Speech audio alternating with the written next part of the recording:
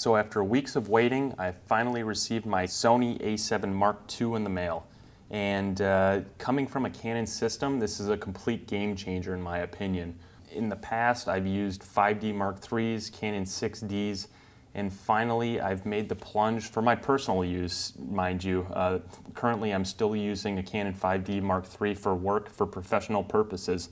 But for my personal go-to camera, I've sold my Canon 6D. So as you see here, this is the all-new Sony A7 Mark II.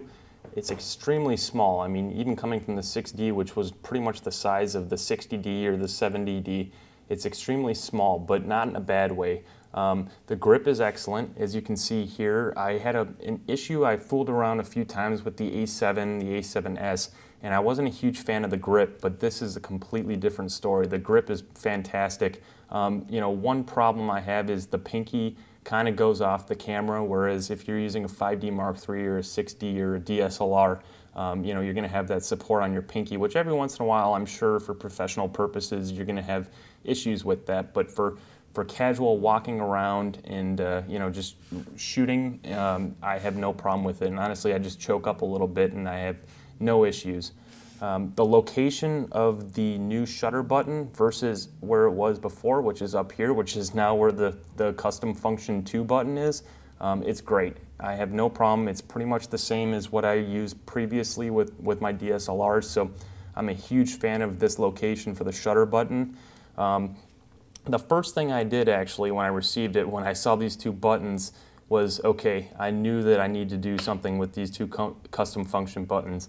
And this is something that actually wasn't on the A7 or the A7S or the A7R. Well, they were, but they just weren't in this location. And I think this is such a great location to have custom function buttons because, I mean, you're always needing to do something. You're always needing to change something on the fly, and you can't even think about it. It's like a manual transmission. After a while, you don't even think about it.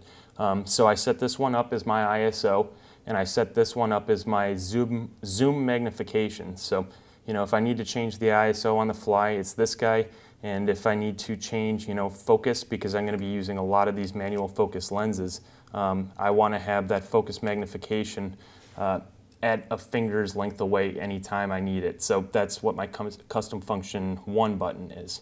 Let me just flip it around real quick, and you can see it's actually on right now. The viewfinder in the back is great. It's on par with the 5D Mark III, and even better because it actually flips out. Now there's not too many opportunities, or not too many times I think I'm really going to use this. I'm somebody who, maybe it's because I've used DSLRs all my life, but I like to look through the viewfinder as opposed to looking on screen other than to review images. But at the same time, you know, there might be some issues or some circumstances that, you know, maybe it's going to be a good idea. Maybe if I want to get that low shot, I'm not going to get on the ground like I used to get that shot. I can just kind of put the camera down and get the shot from looking through the viewfinder by kind of flipping it up. So there's going to be a few times that I'll definitely use that in the future. When it comes to the electronic viewfinder, that's something that, you know, it's a little bit different. If you're coming from a DSLR, it's completely different. So, but the first time I looked through it, I knew that it wasn't going to be an issue whatsoever. And when it comes to the focus peaking and the focus, you know, the zoom focus, this is a game changer in my opinion, especially if you're going to be putting on this, you know, some of these legacy lenses, like this is the Minolta 1.750 millimeter. I mean, it is just great when you can zoom in and you can use the focus peaking to get your focus. It makes using a manual lens superb.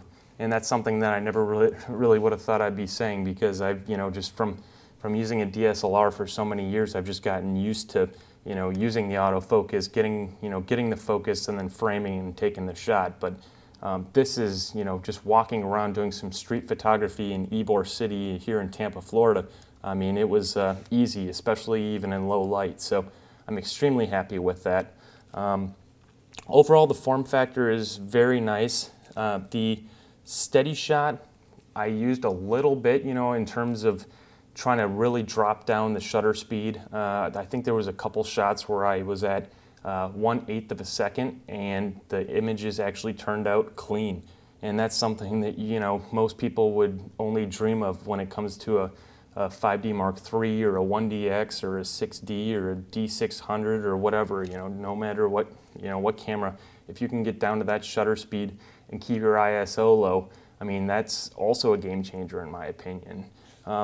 This thing doesn't have spectacular noise performance. There were a few times when I brought it up to about 6400 that, I was seeing some artifacts that I normally wouldn't see with my Canon 6D. But this thing, when you can drop down the shutter speed and keep your ISOs low, that makes a big difference. So overall, I'm extremely happy with it. I will, in the future, I'm going to be doing an actual overall in-depth review, and also I'm going to be comparing it to the Canon 5D Mark III. So if there's anything you guys would, want to see out of that comparison between the Canon 5D Mark III and the Sony A7 Mark II, definitely let me know. Until next time, take it easy.